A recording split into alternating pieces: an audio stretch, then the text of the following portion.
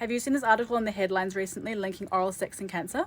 Don't panic, knowledge is power, so let's talk about what this is and how to protect yourself. So over the past 20 years, there's been a big increase in throat cancer in the West. This increase has been driven by a particular type of cancer called oropharyngeal cancer, and this affects the area of the tonsils and the back of the throat. The main cause of oropharyngeal cancer is HPV, which is human papillomavirus. You may have already heard about HPV as it's the main cause of cervical cancer. In fact, almost all cases of cervical cancer are caused by HPV. It's HPV that's really the headline in the story. HPV is a really common sexually transmitted infection. In fact, it's so common that the US Center for Disease Control says that almost every sexually active person will get the virus at some point in their life if they're not vaccinated. The reason that HPV is the main risk factor for oropharyngeal and cervical cancers is because it's transmitted sexually. But it's not always bad news because most of the time our bodies can clear an HPV infection by itself. And since you can have HPV without any symptoms, it's definitely possible to have the virus and clear it without even realizing. But why take the risk when you can protect yourself? These days, there is a vaccine for HPV and it can help protect you against the types of HPV that lead to cancer. The other thing that you can do to lower risk is the same thing you do to protect yourself against any STIs, which is using condoms or dental dams.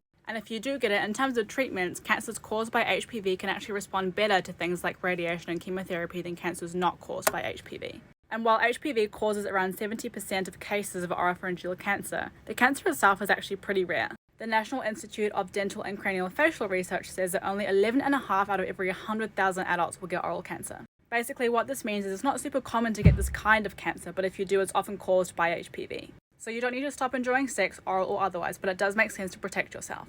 Think condoms, dental dams, and vaccination. Prevention is always better than cure.